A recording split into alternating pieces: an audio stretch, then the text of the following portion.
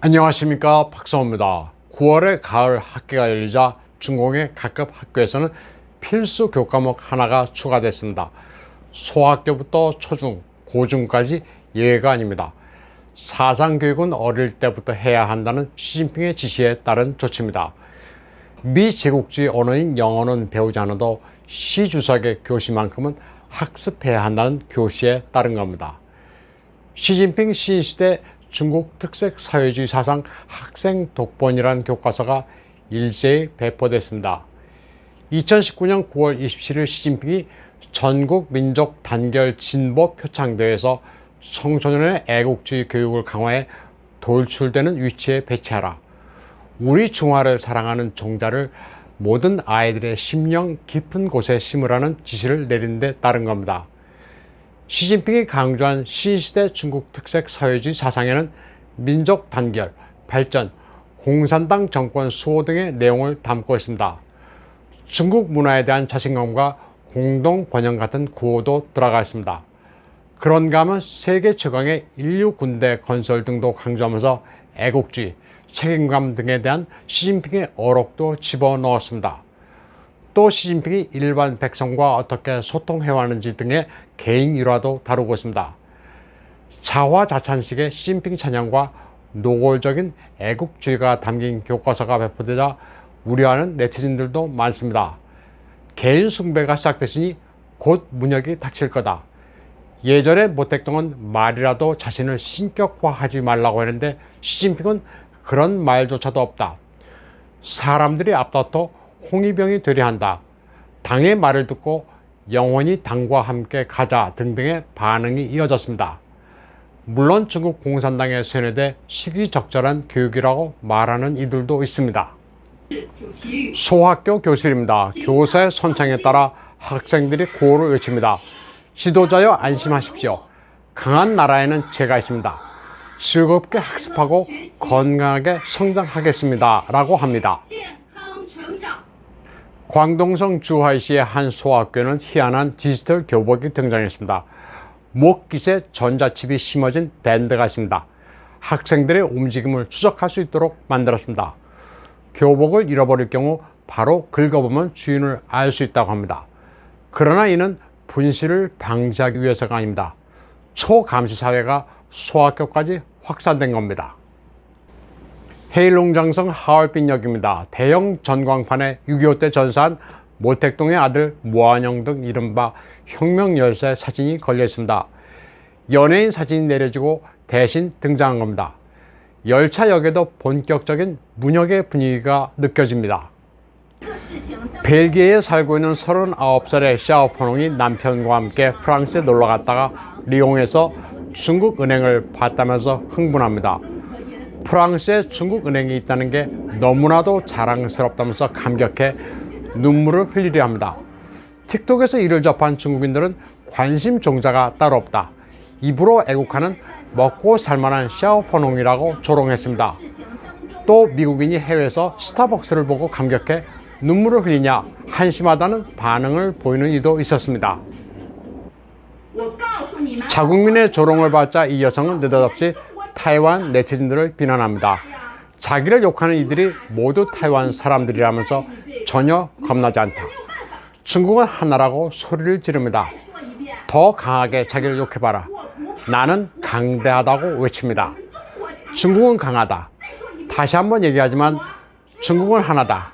너희들은 중국에 속한 타이완 성이라고 외칩니다. 그러면서 자기는 해외에서 중국 글자, 중국에 관련된 모든 것을 보면 너무나 자랑스럽다고 말합니다. 그러다가 공산당 100주년의 벨기에 남편과 함께 찍은 동영상도 올렸습니다.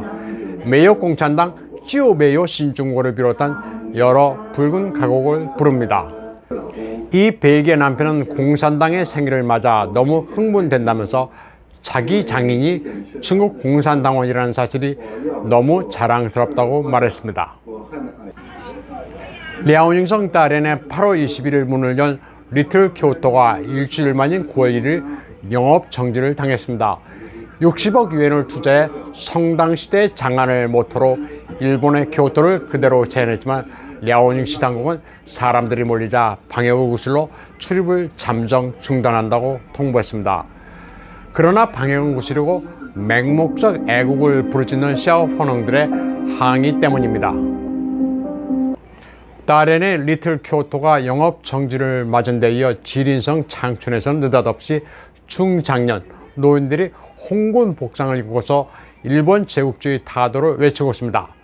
또 매국노를 타도하자고도 합니다. 많은 해외 네티즌들은 이들이 70여 년 전으로 돌아가 항일 운동을 하고 있다면서 중공은 알 수 없는 이상한 나라라는 반응을 보였습니다. 타이완 똥선TV의 관젠시커는 중국인들의 이중적인 행태를 꼬집었습니다. 유럽의 헝가리에는 약 3만 명이 차이나타운을 이루고 현지 언어와 문화를 거부하고 어울리지도 않으며 배타적으로 살아가고 있다는 점을 지적했습니다. 현지인들은 남의 나라에 들어와 이렇게 살아가는 것을 일종의 침략으로 보고 있습니다. 이런 가운데 세계 최대 규모의 유니버설 스튜디오가 베이징에 완공돼 전면 개장을 준비하고 있습니다. 베이징 통저우 6관에 들어선 유니버설 스튜디오는 500억 유엔이 투자된 세계 최대 규모입니다. 9월 1일부터 시범 운영되고 있는 유니버설 스튜디오에는 트랜스포머, 해리포터의 마법시계, 쿵푸 팬더, 쥐라기 공원, 할리우드 등 7개 테마파크, 유니버설 시티웍, 2개의 럭셔리 호텔 등을 갖추고 있습니다. 오는 9월 20일 전면 개장할 예정입니다. 한편 9월 2일 시진핑은 상하이 선전에 이어 베이징에 제3의 증권거래소를 설립하겠다고 밝혔습니다. 중소기업 융자를 활발히 해서 미국의 나스닥 같은 증권거래소를 만든다는 겁니다. 그동안 은행들은 국유기업 위주로 대출을 해줬기 때문에 중소기업은 사금융을 썼다가 파산에 몰린 사례가 허다한데 갑자기 시진핑이 중소기업을 살린다고 하니 이해할 수 없다는 반응입니다. 원래 이 구상은 2012년에 나왔던 건데 왜 지금 와서 하겠다는 건지 경제학자들도 의아해하고 있습니다. 시진핑은 베이징 증권거래소 설립과 관련해 이른바 신삼판을 강화해야 한다고 말했습니다.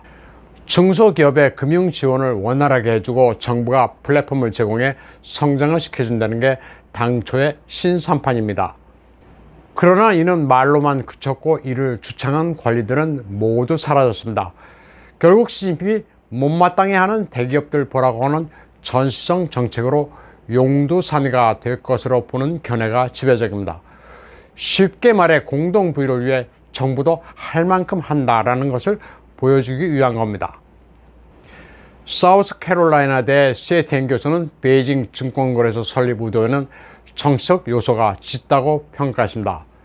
신흥 자본을 정적에 기반인 상하이에서 떼어내 억지로 공산당의 본산인 베이징으로 집중시키려는 의도라면서 베이징은 선전 상하이 같은 상업도시의 조건이 갖춰지지 않아 쓸데없는 짓이라고 말했습니다.